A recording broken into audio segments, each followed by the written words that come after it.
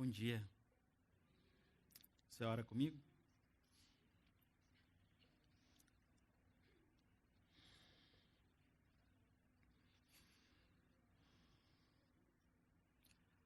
Pai, obrigado porque eu posso chegar na tua casa hoje.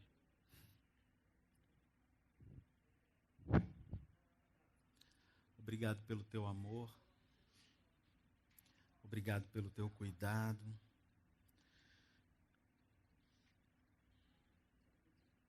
Obrigado pelo teu carinho. E obrigado porque tu é Deus que não dorme.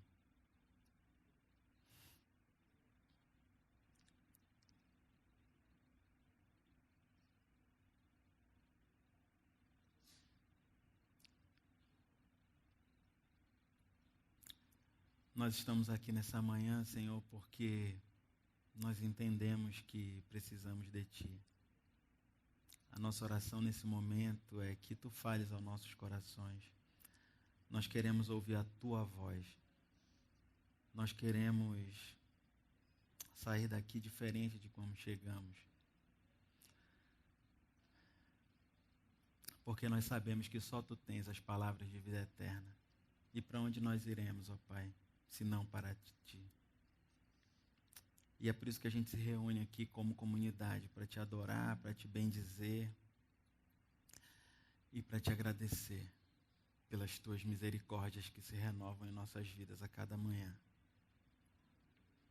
Muito obrigado por tudo que o Senhor tem feito e por tudo que o Senhor ainda vai fazer. Fala conosco, Pai, nessa manhã. Em nome de Jesus. Amém. Para mim é uma alegria muito grande estar aqui nessa manhã. Agradecer a comunidade viva.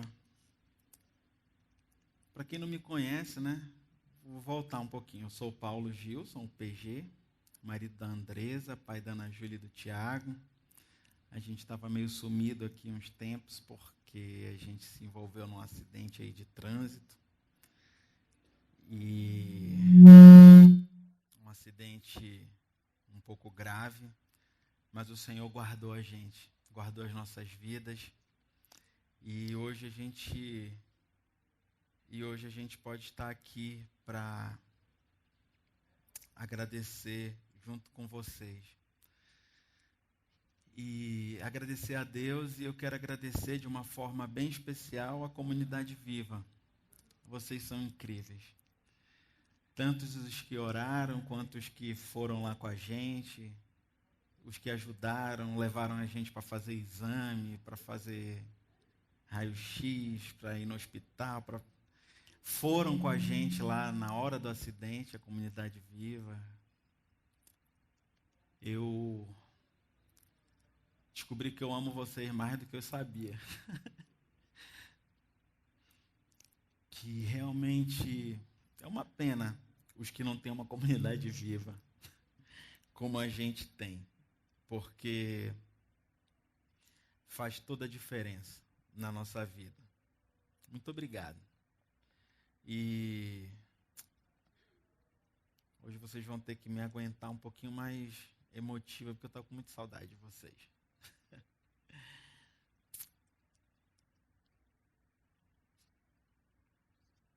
Hoje nós estamos começando mais uma série.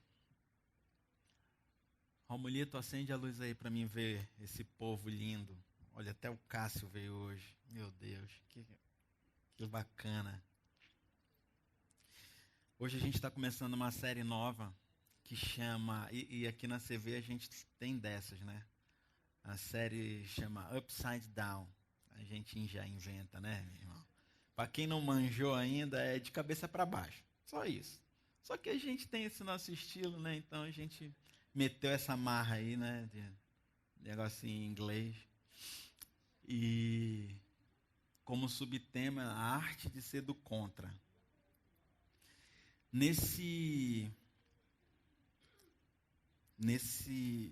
Nessa série, nós vamos usar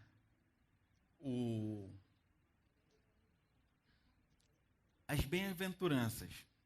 Nós vamos olhar para as bem-aventuranças de Jesus listadas lá em Mateus 5, para tentar entender o que é esse negócio. Por que esse negócio de arte, de ser do contra? O que isso significa? Quando a gente olha para a cultura e para os nossos tempos, a gente tem uma cultura estabelecida e a gente tem um modo de vida estabelecido, cultural, que ele é determinante e que ele dita o nosso ritmo. E de acordo com esse modo de vida e com essa cultura estabelecida, nós temos a nossa vida bem agitada. E quando a gente olha para a nossa cultura, a gente percebe e para olhar quem são os caras que são prestigiados na nossa cultura. Quem são as pessoas, quem são os homens e mulheres que a gente olha e a gente dá valor.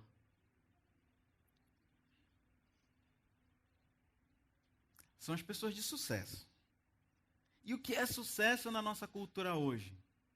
É o cara que se deu bem no emprego, conseguiu virar diretor. É o cara que tem uma empresa, conseguiu ser empresário, conseguiu prosperar. Ou aquele cara que passou num bom concurso público. E que, geralmente, isso está ligado a dinheiro. E na nossa cultura e na nossa sociedade, essas são as pessoas admiráveis.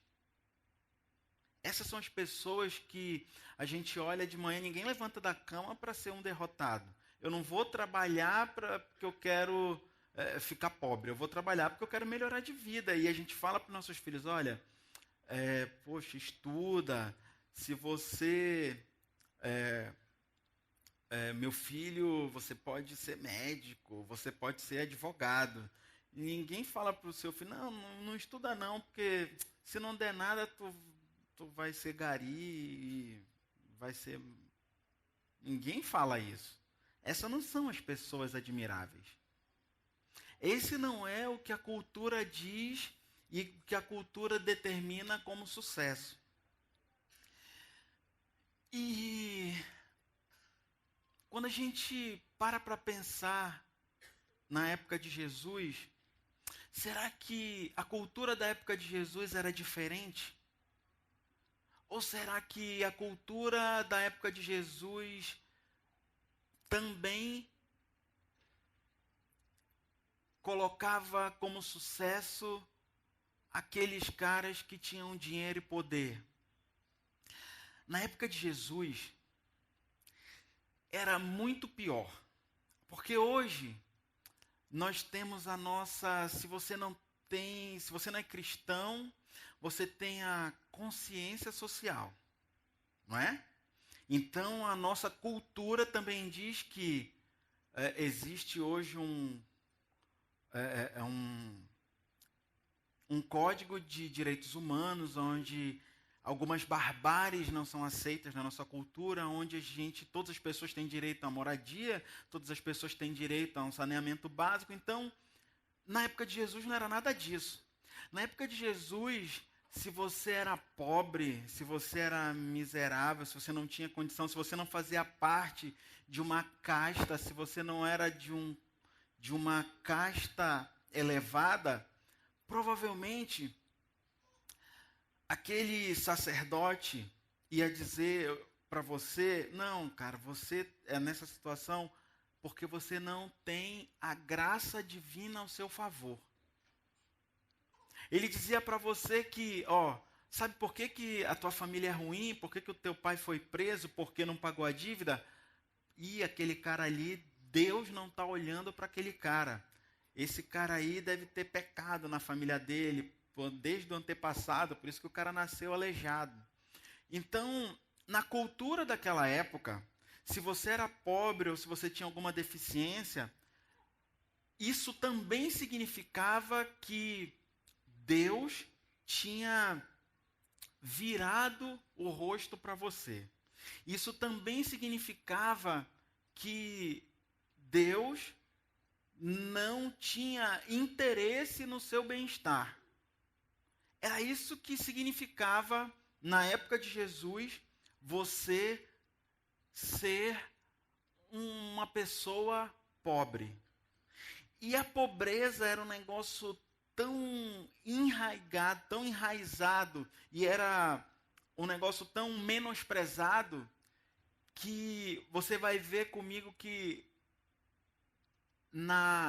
nos evangelhos, Jesus coloca até uma condição espiritual na pobreza.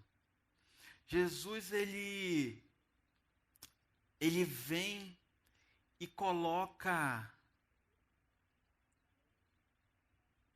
a cultura do tempo dele de cabeça para baixo. Ele coloca em prática uma arte de ser do contra, de ser contra aquela cultura e de ser relevante e de colocar para as pessoas uma nova perspectiva e um novo olhar sobre tudo.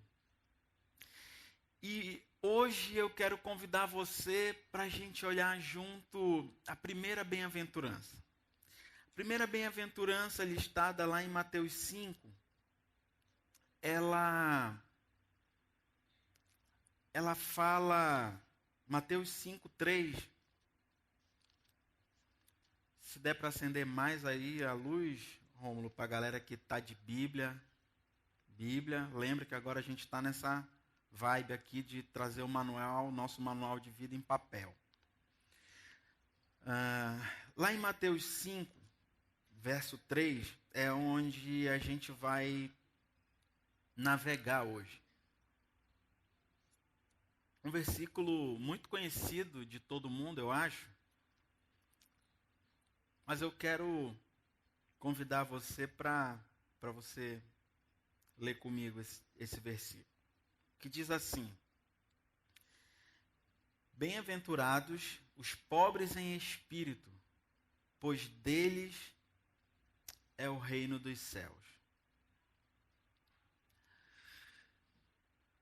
Na nossa viagem hoje, eu quero te convidar a você usar sua imaginação.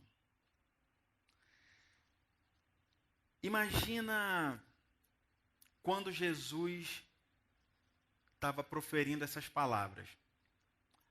Mas antes disso, eu quero que você venha comigo e olhe para o que Jesus estava fazendo antes disso. Jesus tinha acabado de iniciar o seu ministério. E depois do nascimento de Jesus, Jesus vai até João Batista para ser batizado, lá em Mateus no capítulo 3. E aí tem aquela cena de que o céu se abre, Jesus e Deus fala: esse é o meu filho amado, em quem me comprazo. E aí começa o ministério de Jesus.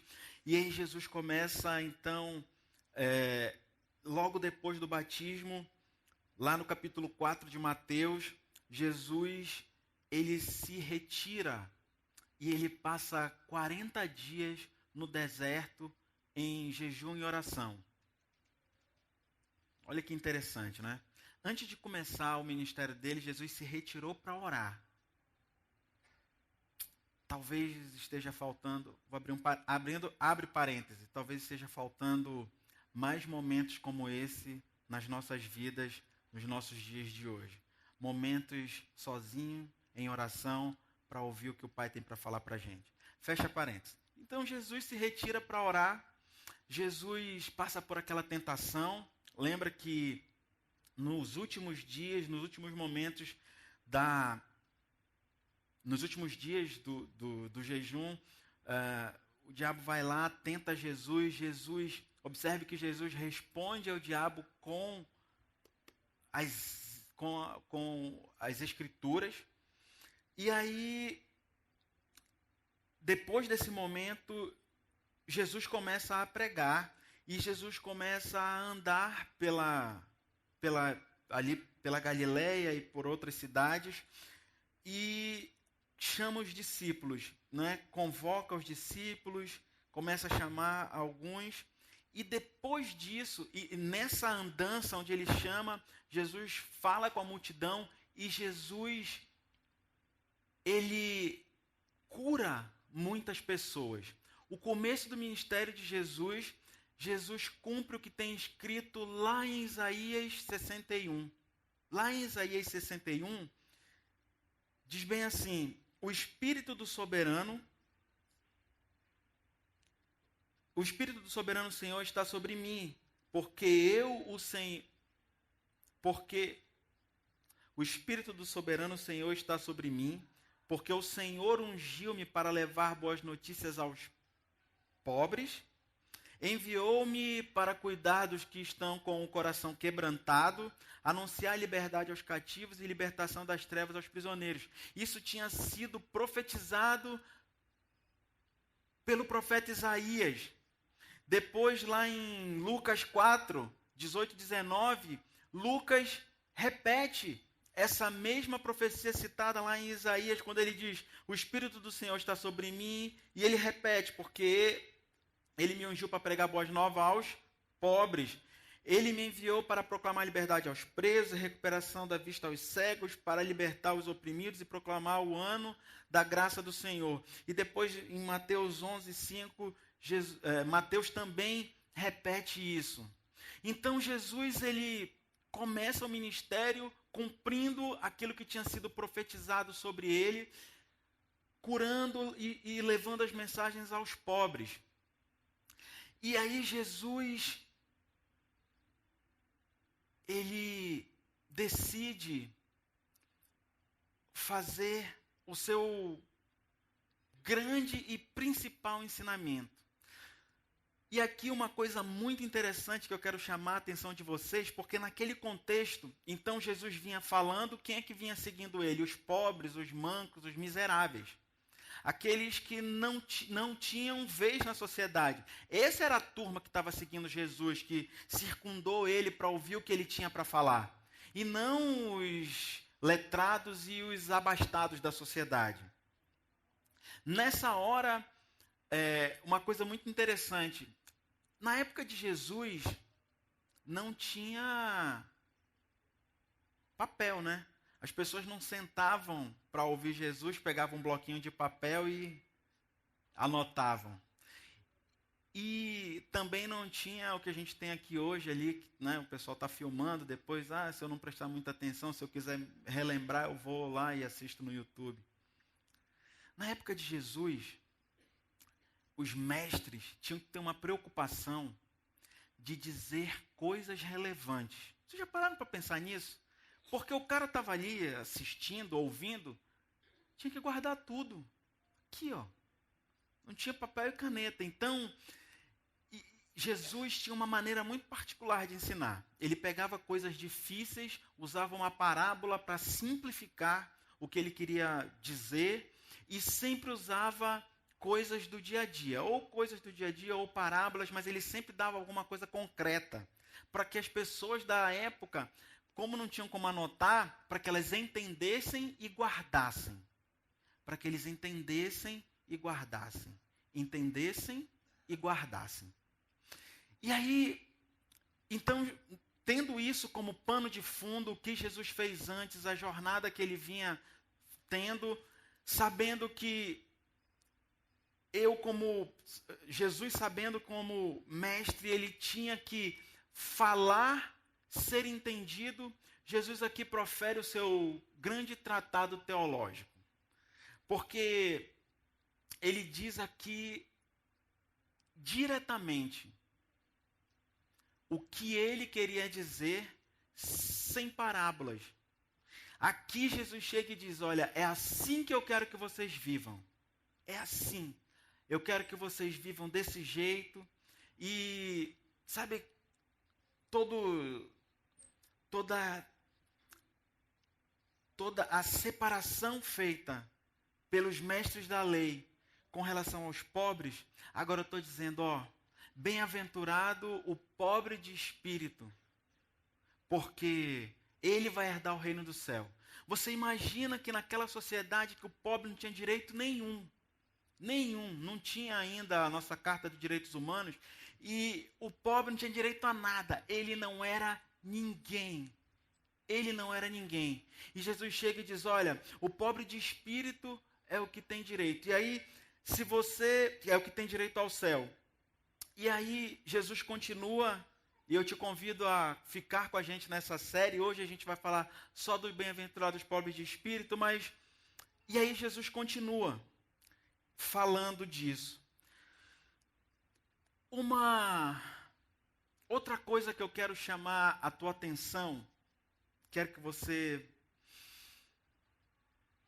preste bastante atenção nisso, é que muitas vezes nós olhamos para as bem-aventuranças, e eu, durante muito tempo, olhei para essas bem-aventuranças como categorias de pessoas que tinham algumas vantagens ou privilégios, porque estavam naquela situação. Então,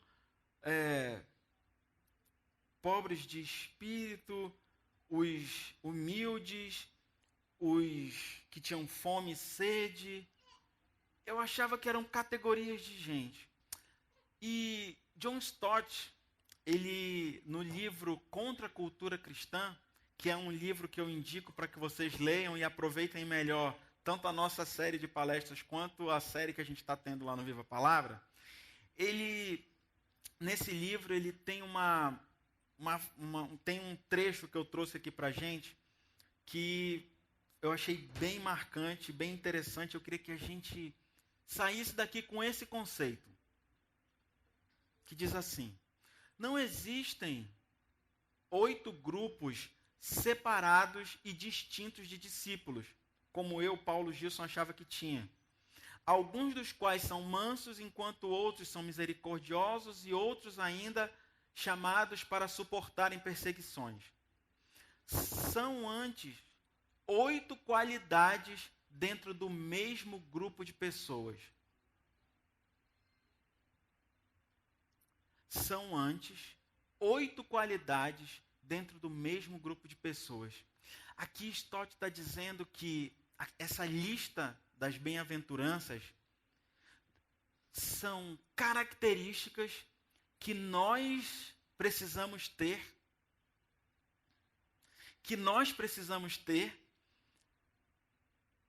como cidadãos do reino dos céus. Todos nós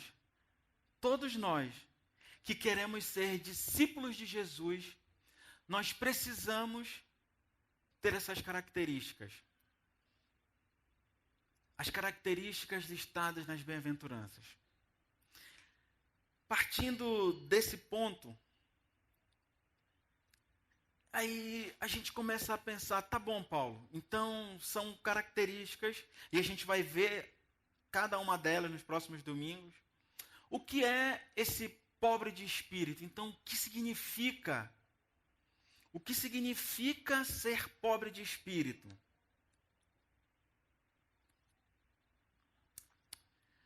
Pobre de espírito, aqui, é aquele homem, aquela mulher que entende a sua condição de analfabetismo espiritual, a sua condição de miserabilidade, a sua condição de pobreza, a sua condição de eu não tenho nada o que fazer, eu não posso acrescentar 1 minuto sequer de vida para mim mesmo, eu não posso acrescentar um fio de cabelo na minha cabeça, eu sou pobre, eu sou miserável e eu só tenho uma chance para mim. me render a Jesus. Aqueles da época de Jesus, pobres, miseráveis, leprosos, mancos, eles não tinham nada a oferecer nem para a sociedade, materialmente, nem espiritualmente, porque eles não podiam nem entrar no templo, porque eles não tinham como apresentar ofertas ao Senhor pelos seus pecados, e eles eram completamente banidos. Eles tinham, não tem essa categoria de gente, Deus não é favorável a vocês. E aí Jesus chega e bota tudo de cabeça para baixo e diz, não, esses que entendem a condição que nada têm e nada podem, esses sim são os bem-aventurados. É deles o reino dos céus. O reino de Deus, o reino do céu é desses pobres e miseráveis. E Jesus inverte a lógica da cultura. E Jesus apresenta uma contracultura para aquele povo, dizendo assim, se você quer entrar no reino dos céus, entenda a sua condição miserável. E sabe o que acontece muito com a gente? Sabe o que aconteceu comigo? Eu tive a honra e o privilégio de nascer em um lar cristão e crescer num lar cristão. E não por culpa da onde eu nasci, onde eu cresci, mas por culpa da minha natureza já pecaminosa, eu achava e pensava que era um escolhido de Deus. Não, eu fui escolhido desde o ventre da minha mãe, e por isso eu sou mais especial, e por isso Deus me guarda, e por isso... E isso vai gerando na gente uma religiosidade e um farisaísmo, que o fim é a morte. O fim é a morte espiritual total, é a falência. E na minha vida aconteceu de uma forma bem interessante, porque quando eu conheci a Andresa não vinha dessa mesma criação. Ela veio de uma criação cristã, mas não de uma criação evangélica. E a gente começou a namorar, e aí a gente começou a ir para a igreja, e ela entendeu que é o evangelho e disse, eu quero. E hoje, olhando para trás, eu lembro que a Andresa, na caminhada cristã dela, fez assim, E quando eu digo que fez assim, é no entendimento do Evangelho. Porque eu já tinha lido a Bíblia não sei quantas vezes, eu tinha ido para a EBD 500 mil vezes todo dia, que é o nosso Viva Palavra, então eu sabia tudo. Mas o entendimento do Evangelho da vida prática.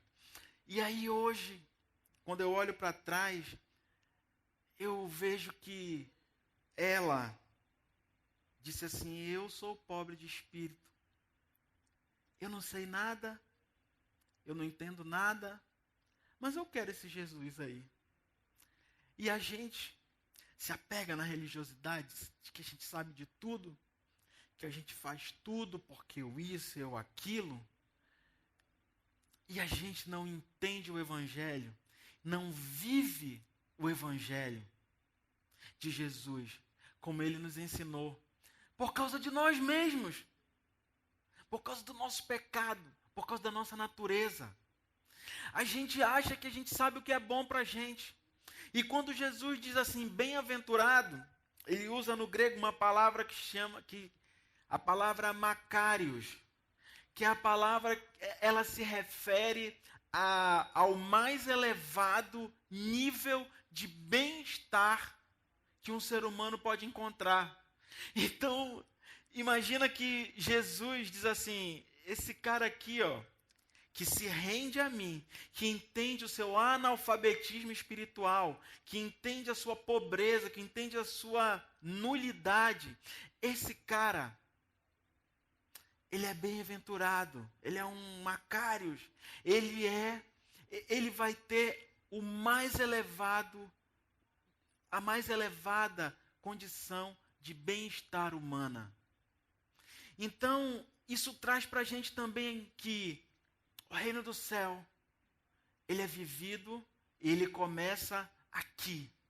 Nós, como discípulos de Jesus, temos a possibilidade de apresentar para a sociedade uma contracultura cristã autêntica que vai estabelecer um tempo de bem-aventurados. Um tempo onde nós, influenciando a sociedade, poderemos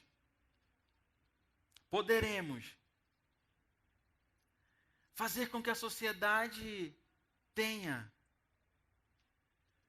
o bem-estar que Jesus desejou quando proferiu o Sermão do Monte. E quando eu entendo que essas bem-aventuranças são características que eu preciso ter, quando eu entendo que isso diz sobre pessoas mansas e misericordiosas, que eu preciso ser manso e misericordioso, humilde de espírito, limpo de coração, que eu procuro a paz e a justiça, que eu sou pacificador, que todas essas características são daqueles cidadãos do céu, porque eu já me rendi e eu aceito aquilo que Jesus fez por mim. Aí, o Sermão do Monte, Cláudio, faz todo sentido, porque só uma pessoa que já se rendeu aos pés de Jesus vai conseguir olhar aqui, para o prosseguimento do Sermão do Monte e vai olhar e vai dizer assim, olha, quando Jesus diz, vocês são o sal da terra e a luz do mundo. E às vezes a gente, poxa, mas está sendo tão difícil ser sal da terra e luz do mundo lá no meu trabalho. Claro,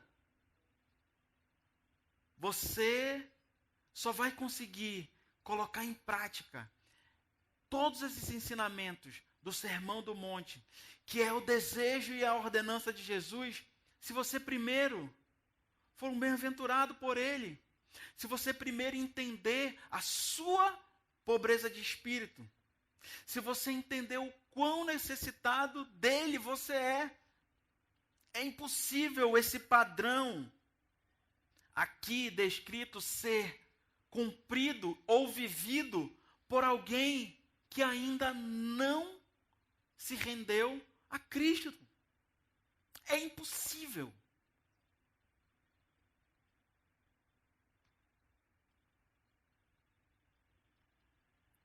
É impossível para mim e para você viver o que Jesus ordenou para que nós vivamos como comunidade, se nós não nos rendermos totalmente a Ele. Porque quando a gente para e olha para o Sermão do Monte, a gente entende que ele é o esboço mais completo da contracultura cristã. É um estilo de vida,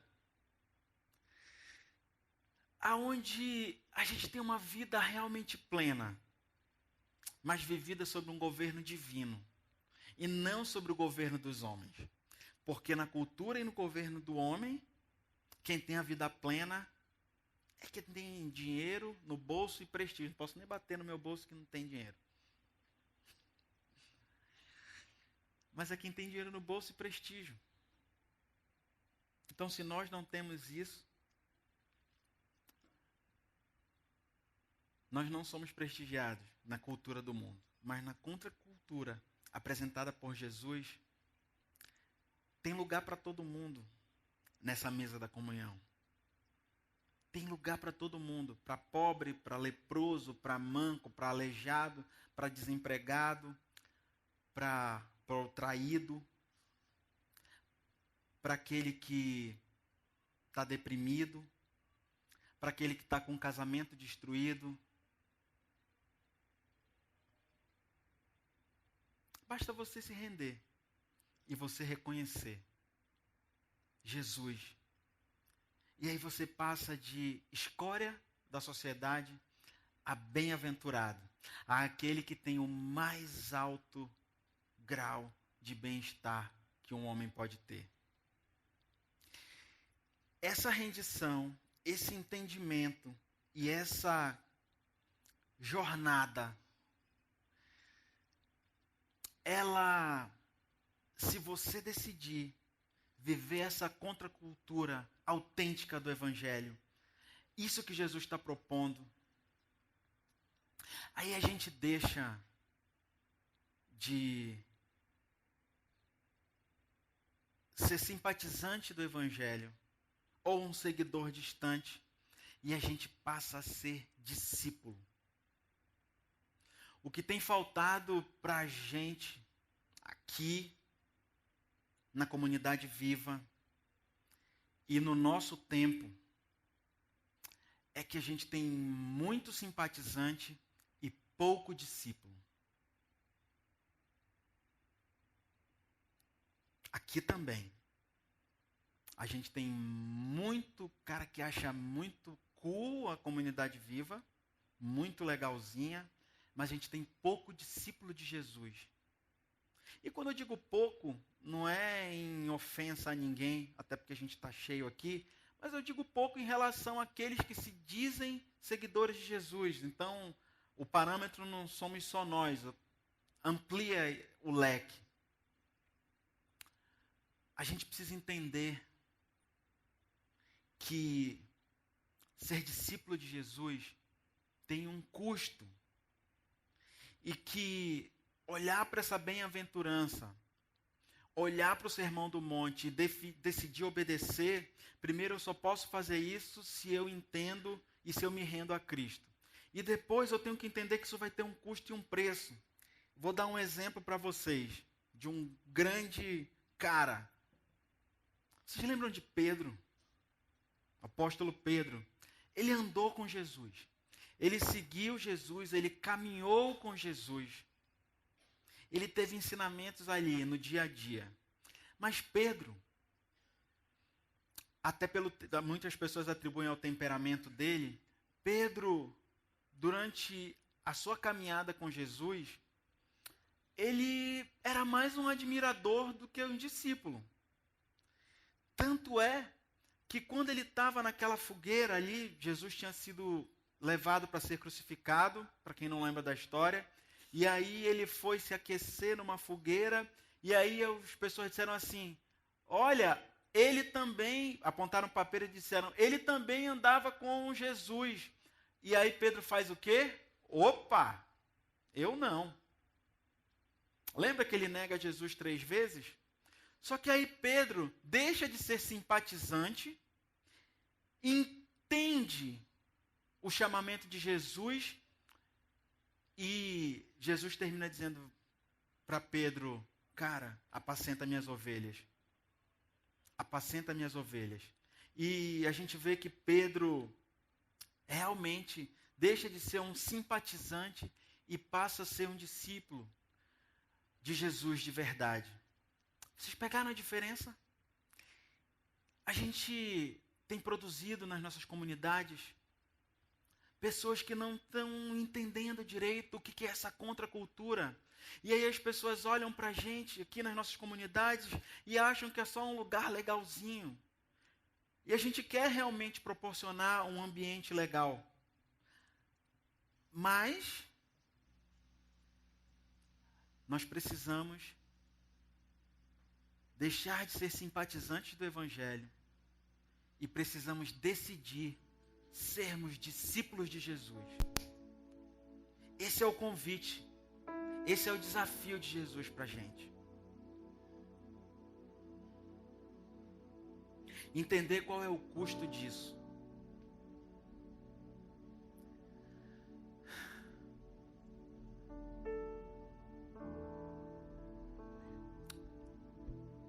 Agora é a hora de nós decidirmos radicalmente viver essa contracultura e sermos discípulos verdadeiros de Jesus.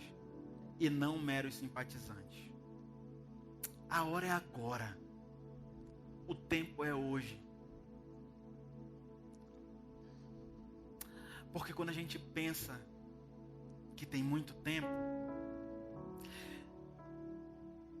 Deus lembra pra gente, num acidente de carro, que a nossa vida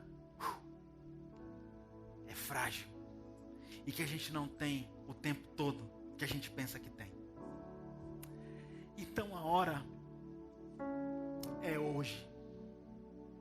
O tempo da gente deixar de brincar, de seguir a Jesus, é hoje. O dia é hoje. De nós verdadeiramente entendermos que somos pobres de espírito e nos tornarmos discípulos verdadeiros de Jesus.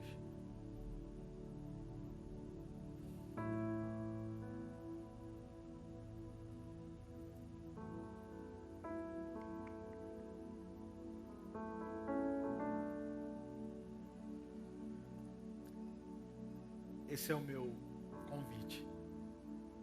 Porque tem lugar para todo mundo na mesa da comunhão de Jesus. Não demora. Porque a gente não sabe o dia de amanhã. A gente não sabe nem o daqui a pouco mais tarde, como a gente diz aqui no Amazonas. Você canta comigo e aí depois a gente ora.